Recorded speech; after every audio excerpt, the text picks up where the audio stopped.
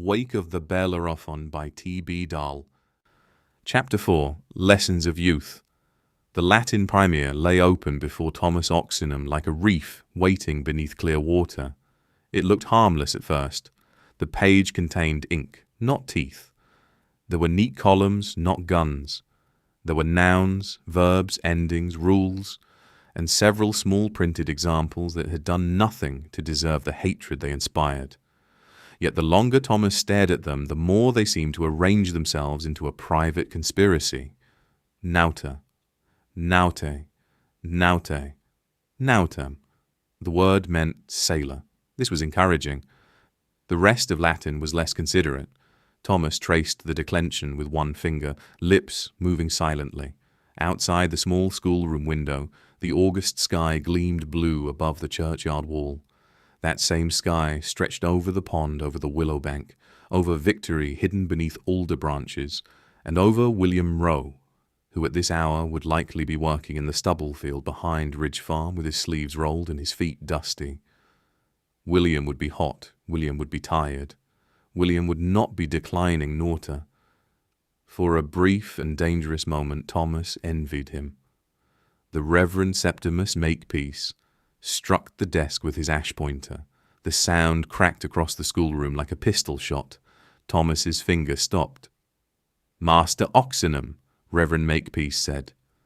The clergyman stood above him in black coat, white neckcloth, narrow shoulders, and iron self-approval. He had a long face, pale eyes, and a mouth that appeared to have been designed by someone suspicious of pleasure.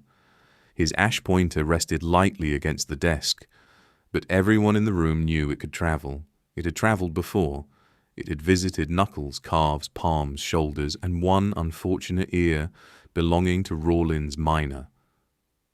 "Your attention wanders," Reverend Makepeace said. Thomas sat straighter. "No, sir." The pointer lifted. A denial, Reverend Makepeace believed, should be treated as raw material until beaten into truth. "Then you will enlighten us as to the ablative plural of navis." Thomas swallowed. "Navibus, sir." The pointer hovered. "And the significance?" "Ships, sir, the means by which—" "I did not request embroidery." The pointer tapped once against Thomas's desk. "Precision, Master Oxenham.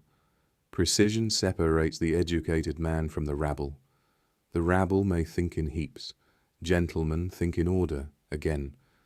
From the beginning." Thomas lowered his eyes to the page. "Nauta, naughty, naughty, naughtem, naughter." Around him 5 other boys sat stiffly at their desks. Henry Craddock, son of the magistrate, kept his eyes on his own primer, with the careful innocence of a boy who collected other people's errors as if they were coins. Rawlins minor sniffed silently. Edward Prowse had ink on his cuff and terror on his face. The 2 Bellamy cousins sat together and breathed in unison, as though fear had made them one animal. The schoolroom occupied a small outbuilding near the church, originally intended for storage, winter apples, and perhaps the occasional dead chair. Reverend Makepeace had transformed it into an academy. This meant benches, desks, a blackboard, maps, a tall stool for offenders, and a cane stand. Education, in Reverend Makepeace's opinion, was a noble garden in which boys grew straight, when tied firmly enough to stakes.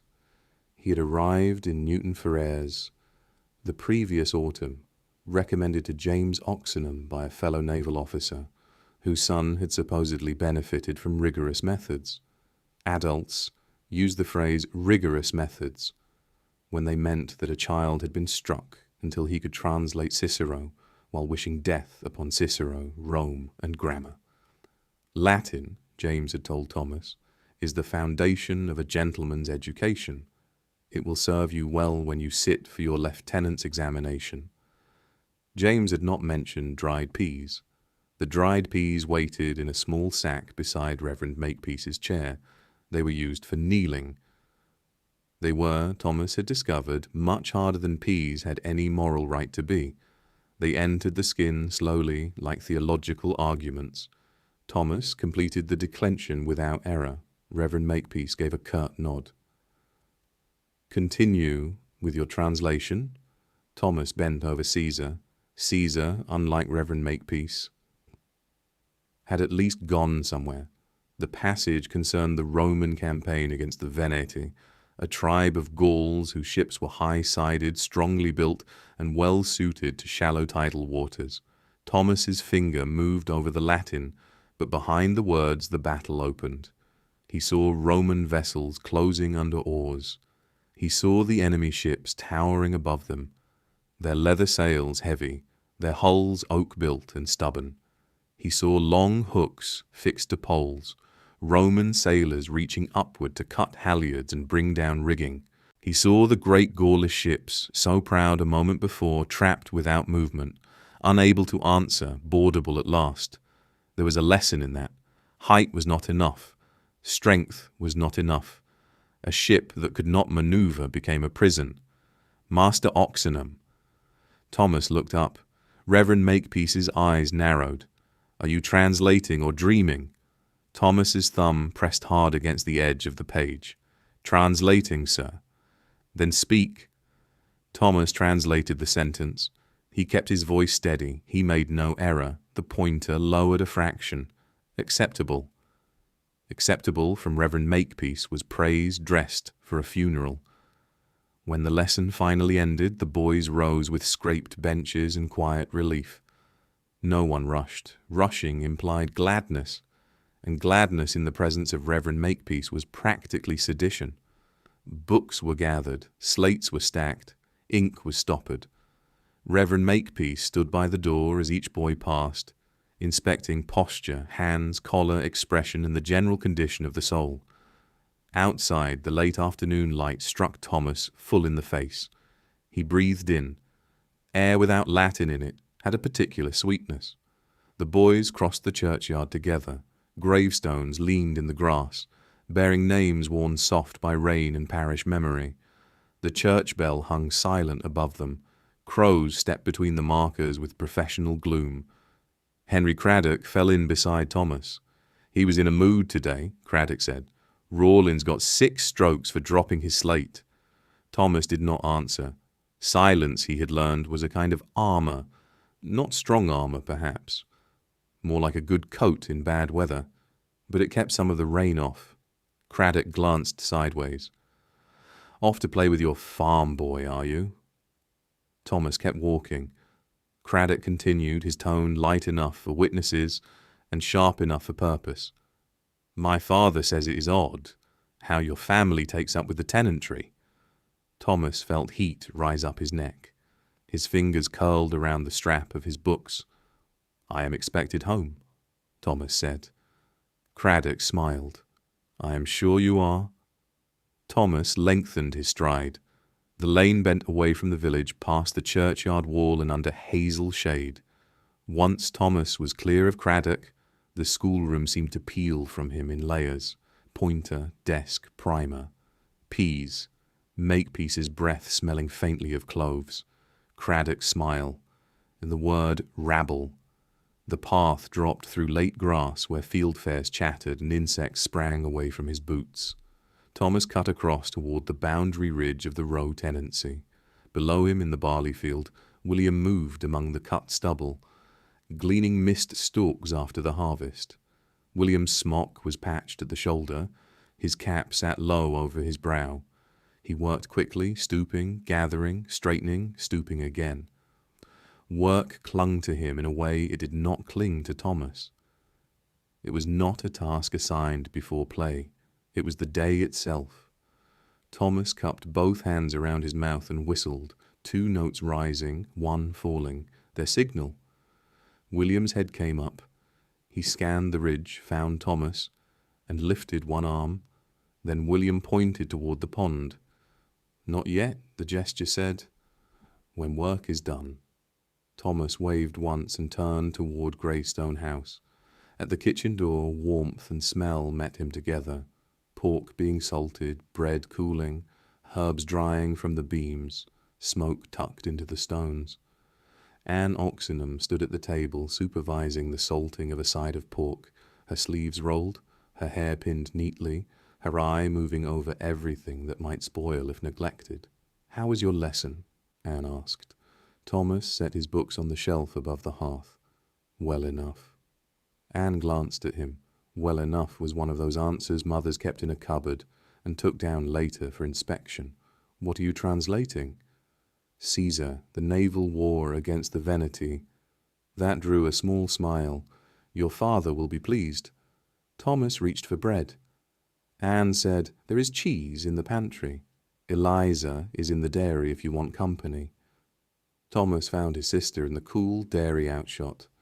Eliza was 3, solemn, grey-eyed, and seated on a low stool beside the dairymaid, watching cream being skimmed from yesterday's milk, as though it were a delicate legal matter. When Thomas entered, Eliza looked up and gave him a nod. Thomas returned it. They often greeted one another like officers uncertain of the chain of command. "Did you learn all your letters today?" Thomas asked. Eliza lifted one finger. "I can write E. For Eliza, she said, and eggs." "Very good." Eliza considered him. "What letter did you learn?" "Too many." "That is not a letter." "No," Thomas said. "It is a warning." He ate bread and cheese quickly in the pantry, standing because sitting invited duties. Through the thick wall came the muted clatter of the kitchen, Anne's voice, the dairymaid's laugh, Eliza speaking gravely to a churn. The sun was lowering. The pond would be in shadow soon. William would not be free long. Thomas returned to the kitchen. "I am going to the pond." Anne did not look up at once. She pressed salt into the pork with slow, even movements. "Be home before dusk. Your father wants to review your navigation problems." "Yes, Mama." "And Thomas?" He stopped at the door. "No swimming without sense." Thomas hesitated. Anne looked at him then. He said, "No swimming without sense." It was not a promise of no swimming. Anne knew this. Thomas knew Anne knew this. The phrase stood between them like a treaty both parties had signed, while intending future interpretation. Thomas ran. Through the orchard, past the apple trees, over the lower wall, down toward the pond. He arrived first. Victory lay hidden beneath alder branches. Her sail rolled, her mast unstepped, her leeboard tied beneath the thwart. The little punt had changed greatly since the first crude days. The sail had been improved, the ballast box fitted amidships, the tiller smoothed, the leeboard shaped, and several leaks persuaded into silence by resin, wax, and optimism. Thomas pulled her out. He checked the tiller, he tested the leeboard pin. He examined the sheet. His fingers moved with the absorbed neatness James had taught him. Inspect before trusting. Trust only after inspection, and continue inspecting after trust had begun. William came running along the bank, breath short, cap in hand. "Thought you'd never finish," Thomas called. William dropped beside the pond and bent with both hands on his knees. "Had to get it all in before weather turns. Da says rain coming." Thomas looked up. Beyond the western trees, a smudge of cloud had begun gathering. William nodded toward Victory. "She ready?" Thomas did not answer. Instead, he reached into the inside pocket of his jacket and drew out 2 objects wrapped in oilcloth. William's eyes sharpened. Thomas unfolded the cloth. 2 wooden swords lay across his palms. They were crude, smooth-handled, and lovingly improper. William grinned slowly. "What's the game?" "Pirates and navy," Thomas said.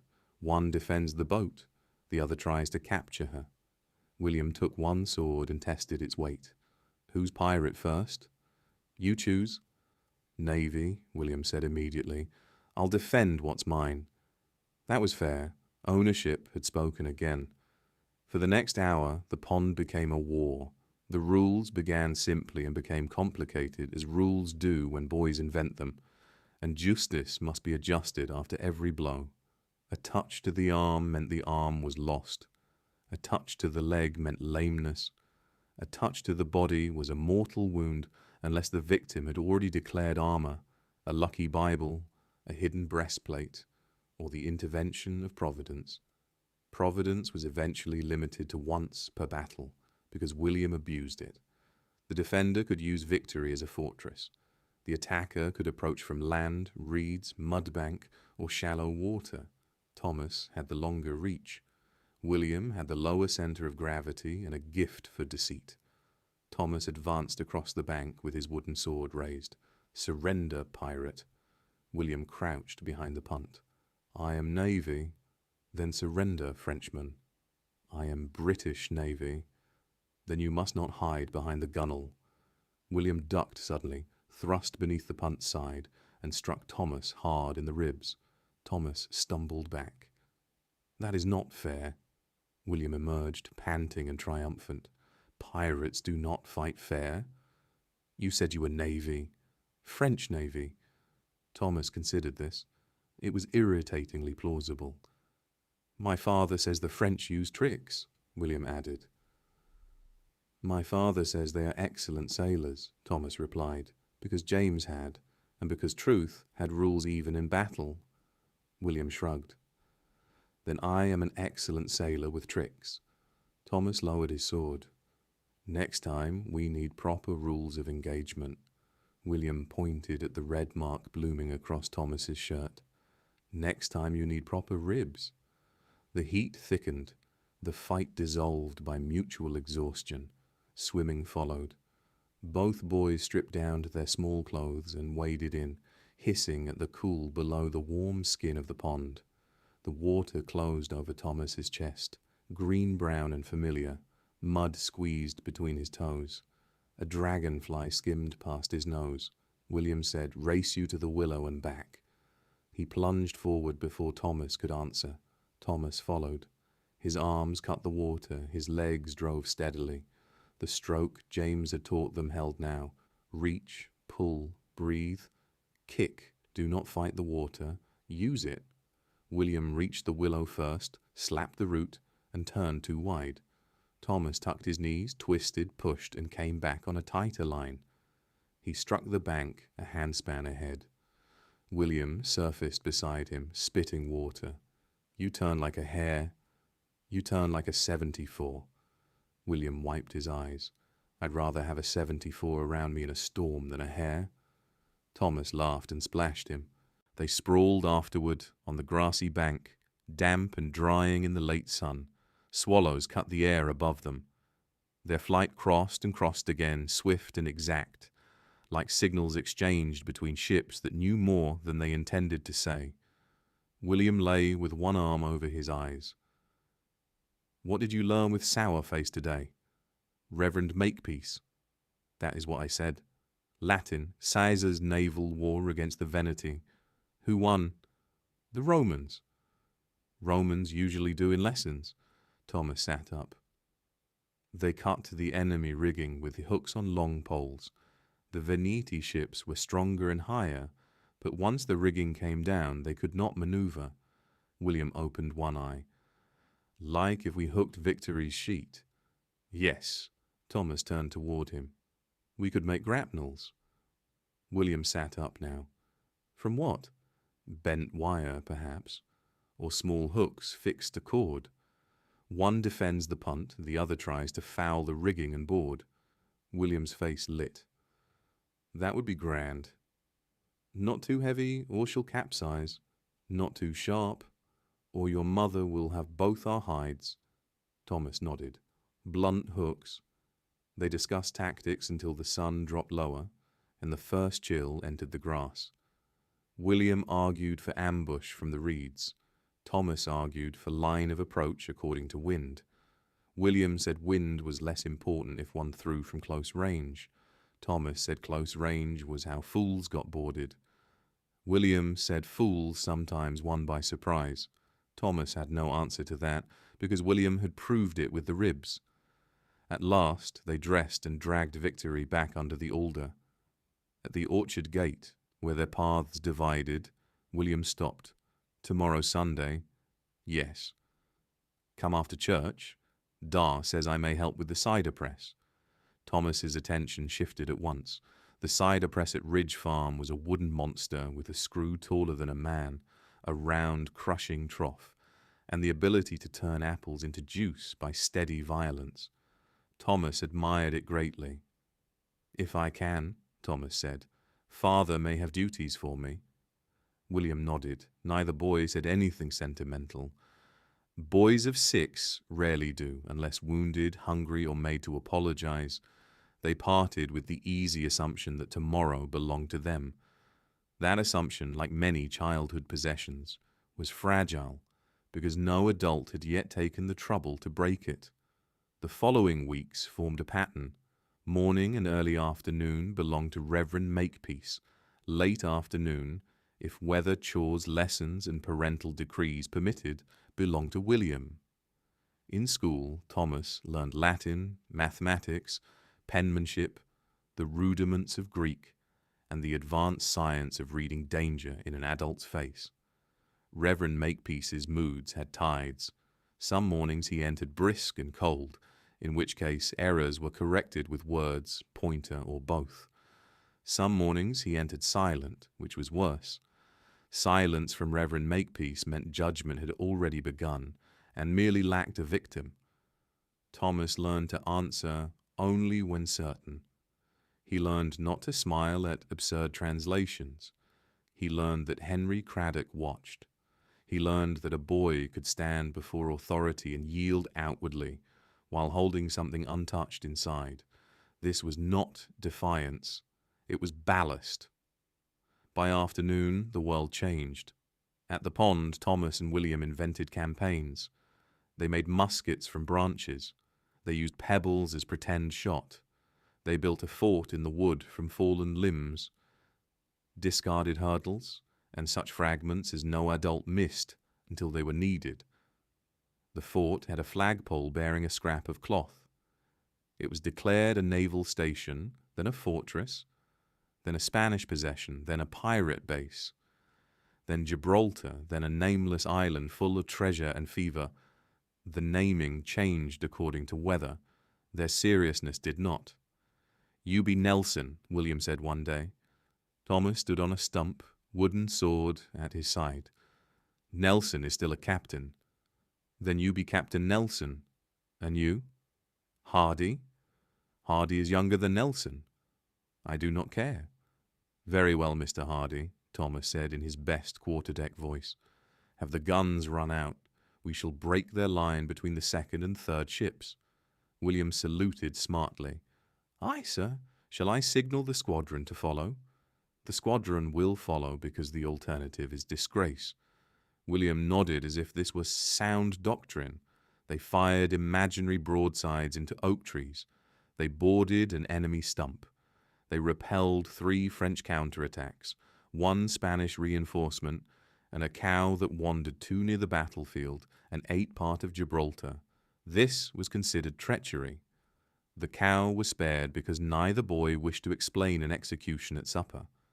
On a golden October afternoon, while besieging a Spanish fort represented by a gnarled oak with low branches, they heard a twig snap behind them. Both boys turned, wooden weapons lifted. Henry Craddock stood at the edge of the clearing. He was older by nearly a year, well-dressed, smooth-haired, and too clean for the woods. Cleanliness in a boy appearing unexpectedly outdoors is often suspicious. Craddock's arms were folded. His mouth held the same smile he wore in church when someone else stumbled over a psalm. "Playing with sticks, Oxenham." Thomas lowered his sword slowly. "What do you want, Craddock?" "Nothing from you." Craddock's gaze moved to William. "Or your little farm boy." William's hand tightened around his wooden musket. Thomas heard the change in William's breathing. "My name is William Rowe," William said. Craddock looked at him as one might look at a dog that had spoken during dinner. "How helpful." Thomas stepped half a pace forward. "Leave him." Craddock's smile sharpened. "I only wondered what Reverend Makepeace would say about a gentleman's son keeping such company." "My father sees no issue with it," Thomas said. "Does he?" The question entered the clearing and made itself comfortable. Thomas's neck grew hot. Craddock continued, "The Reverend seemed most interested when I mentioned your afternoon activities. He thought it might explain your inattention during Greek recitation." Thomas's fingers tightened on the hilt of his sword. That morning, He had stumbled through a passage from Homer, lost the line twice, and received 2 sharp raps across the knuckles. His right hand still throbbed when he closed it. "You reported me?" Craddock lifted one shoulder. "I made an observation." William took 1 step forward. Thomas caught his sleeve. The movement was small. William stopped, but his eyes stayed fixed on Craddock. Craddock glanced at the hand on William's sleeve and smiled wider. "As a fellow scholar," Craddock said, "I am concerned for your progress." Thomas kept his voice level. "Your concern is noted. You may need more than concern. Reverend Makepeace feels your father is too lenient." The clearing seemed to lose warmth. Craddock looked around at the fort, the pine cones, the wooden swords. He said a firmer hand might benefit you, perhaps boarding school. William went still. Craddock noticed. "Where associations can be better chosen," Craddock added. Thomas felt the words land one by one. Boarding school. Away from Greystone House. Away from the pond. Away from William. Away from his father's evening lessons and his mother's hand on his shoulder as she corrected his penmanship. Away from Eliza bringing him crooked letters on scraps of paper. Away from victory under the alder. He said, "You are lying." Craddock shrugged. "Ask your father." Then he turned and walked back through the trees toward the village path, unhurried, clean, and pleased with himself. No one spoke after he had gone. The Spanish fort became an oak. The muskets became branches. The royal standard became a dirty scrap of cloth. William looked down at the wooden musket in his hands. "He is lying," William said. Thomas stared at the place where Craddock had disappeared. "I know." But he did not know. That was the trouble. He remembered James speaking with Reverend Makepeace. After Sunday service 2 weeks before, their heads had been close, their voices low. Thomas had thought it parish business, or naval news, or perhaps the cost of books. Adults were forever discussing things just outside hearing. It was one of their more cowardly habits. William said, "You would tell me." Thomas looked at him. "If they were sending you away," William said, "you would tell me." "Yes." The answer came quickly. Too quickly, perhaps. They tried to resume the siege. William climbed the oak and declared the Spanish commander defiant. Thomas ordered a bombardment. A pine cone hit the trunk and fell without consequence. Nothing caught fire in the imagination. After a few minutes, both boys stopped pretending. As dusk drew near, they walked toward the lane where their paths separated. The light had thinned.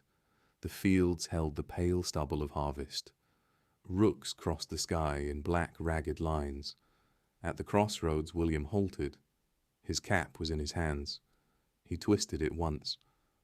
"If they send you away," William said, "will you come back?" Thomas looked at him. William stared at the ground. "To the pond, I mean." Thomas thought of Craddock's clean smile, Makepeace's pointer, James's ambition, Anne's quiet face whenever the sea was mentioned, the word station, the word gentleman, the word future, which adults used when they meant loss, arranged politely in advance. Thomas said, "Of course." William looked up. "Whenever I am home," Thomas said, "and I will write." William's brow furrowed. "Can you write to a farm?" "Yes."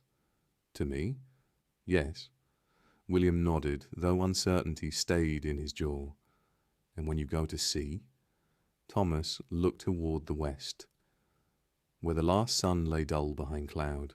"I will write every detail, the ships, the guns, the ports, the storms. You will know them as if you had sailed in them yourself." William swallowed. "You'll not forget the pond?" Thomas's answer came harder. "No."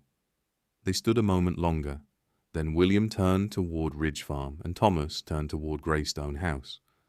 Each boy went back to his own world. William to milking, stubble, harness, cider, weather, tired hands, and the early knowledge that work did not wait for dreams. Thomas to books, expectations, candlelight, declensions, navigation problems, and the growing suspicion that the road laid out for him had already begun to narrow. The pond lay between them in the darkening hollow. Common ground, still water. A small world built by two boys against the larger one. That night Thomas sat at the table in Greystone House, with his navigation workbook open before him. James had set him a problem. Plot a course from the Lizard to Ushant, allowing for wind, tide, and leeway.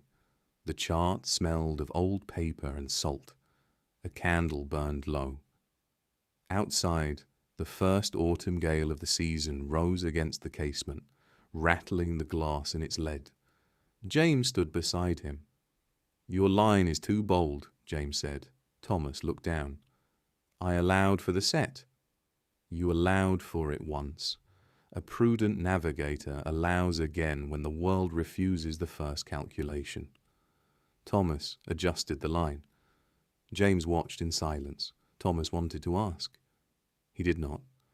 The question sat behind his teeth until it hurt. Boarding school, firmer guidance, better associations. James tapped the chart. "There." Thomas corrected the course. James nodded. "Better?" The candle guttered. Wind pressed against the window. Somewhere above, Eliza coughed in her sleep. Anne moved quietly in the passage, checking doors, shutters, and all the small defences by which a house resists weather. James closed the workbook. "You are tired?" "No, father." James looked at him. Thomas dropped his eyes. "A little." James sat opposite him. For a moment Thomas thought his father might speak of Reverend Makepeace, of Craddock, of school, of the shape his life would take. James reached for the chart instead and rolled it carefully. "We shall review Caesar tomorrow evening," James said. "The Veneti, a useful example of seamanship and adaptation." "Yes, father." James's hand rested briefly on Thomas's shoulder. Not long. Just enough weight to steady. Then James rose and left the room. Thomas remained at the table. The gale worked at the window. The orchard trees bent and hissed in the dark. He flexed his right hand. The knuckle still ached where Makepeace's pointer had struck. Thomas looked at the Latin primer beside the chart. Nater, sailor, navis, ship, navibus. By ships. He whispered the forms once, not because Reverend Makepeace had ordered them, but because words were tools, and tools could be used by the hand that mastered them. Then he thought of the pond, of William's grin, of victory answering the wind, of Craddock's voice, of the possibility of being sent away. A boy cannot stop a gale by listening to it, but he can learn its direction. Thomas bent over the primer again. Outside, the wind struck Greystone House broadside and went shrieking past toward the estuary, toward the sound, toward the dark water beyond. Tomorrow there would be lessons. Tomorrow there might be questions. Tomorrow there might be one more battle beside still waters, if the rain held off, and if the adult world, distracted by its own importance, failed to interfere. For now Thomas memorized the words, one ending after another, one small defense at a time. The story continues in the next chapter, so make sure to subscribe, leave a comment with your thoughts, and share this video with fellow book lovers.